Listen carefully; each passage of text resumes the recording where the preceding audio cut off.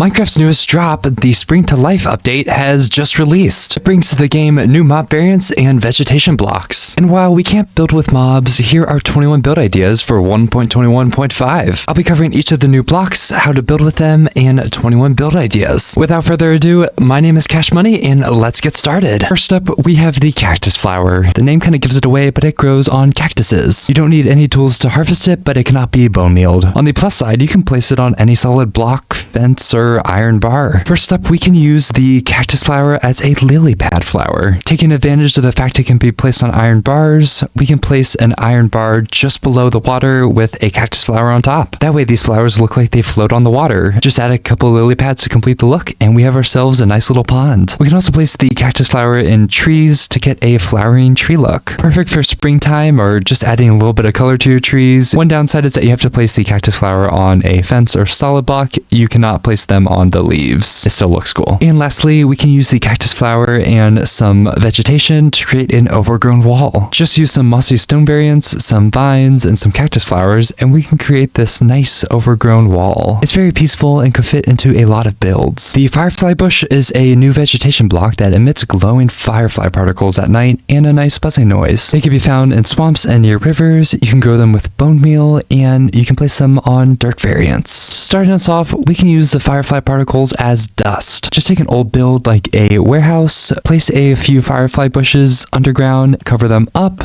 and then you will get these dust particles. When you place the firefly bushes underground so that they're in darkness, you will get the firefly particles even during the day. It's a great way to add some atmospheric vibes to your build. An easy way to use a firefly bush is to mark your paths with it. Just place your bushes every few blocks, add some vegetation to help it blend in, and you'll have your walks feeling like a summer evening. Now, if you like the feeling of a warm summer evening, we can use the bushes and a campfire. Like the warehouse, we can place a couple firefly bushes underground, cover them up, and that way we have these nice embers floating through the air. A great way to sit and enjoy the campfire with some friends. Are you noticing a theme? We can place some firefly bushes under a fountain and on top. That way, at night, we get these nice water droplets scattering through the air. A nice simple way to make your fountain feel just a little bit more realistic. Just make sure to add some light sources, otherwise it doesn't make sense why we have water droplets lighting up. And for our last firefly bush trick, we can use it in a chimney. We all know of the campfire in a chimney trick. You place a campfire up in your chimney, that way, it looks like someone's home. But a lot of the times, that's just too strong of a look. We want something a bit more subtle, so that's where the firefly bush comes in. Just add it to your chimney. That way we get these nice embers floating through the air. Great, so now we have the wildflowers and the leaf litter. The wildflowers are small yellow and white flowers found in birch forests and meadows. They're a lot like pink petals in that you can place 4 on the ground and you can bone meal them to get more. You can place the wildflower on any sort of grass variant. On the other hand, the leaf litter are these brown leaves found in forests, dark forests, and wooded badlands, and much like wildflowers, you can place them in groups of 4. Unlike the wildflowers, you can place the leaf litter on any solid block, and you can smelt leaves to get them. First up, for anyone wanting to add a little naturey twist to their builds, they can add some wildflowers to the roof. Just add some moss on your roof, maybe some dark oak borders, and some wildflowers, and you get this nice, cute, and cozy build. Now, this is one of my favorite ideas. You can take advantage of how you can place the wildflowers in 4 different directions to create these patterns like this. And you can use the pink petals and the leaf litter to add some more colors. Looking at fractal designs is a great way to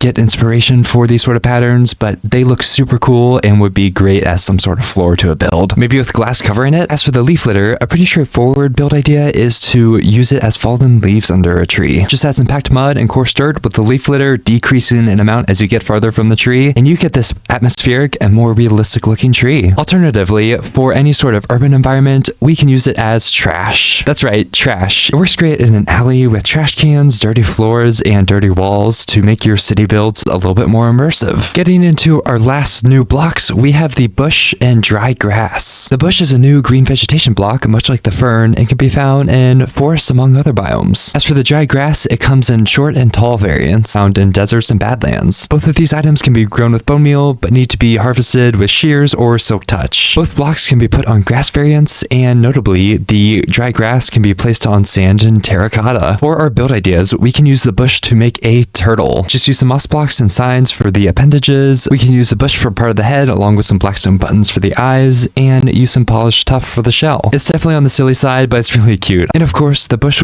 works well for decorating with vegetation. For example, you can place it against a wall with some grass, some flowers, and some moss. That way we get a nice overgrown scene that helps our build fit in with the environment. For the dry grass, this one is a shout out to any players that like big open fields of grain. Huge fields of wheat look super cool and have a great effect, but they can be a bit boring sometimes, so adding some tall dry grass just breaks it up a bit and adds a little bit of texture. And lastly, for the dry grass, we have another cute build. You can use it to make your sandcastles in Minecraft. Just add some sandstone, some sand, and some of the dry grass variants as some toppers, and we have ourselves a nice day at the beach build. Nice and simple, but it's a good looking build. In addition to the new blocks, leaves now have a falling leaf particle. And let me tell you, they look really cool and really peaceful. We could take advantage of this property by adding a leaf roof to our builds. It looks great in any sort of hall and adds a nice naturey look. I personally like the spruce leaves the most. They have the dark green color that really fits in with the vibe we're going for, but this is a simple but atmospheric addition to any sort of build. We can also create a sort of walkway and a garden. Just use some oak blocks to create a bit of a frame, add the cherry leaves on top,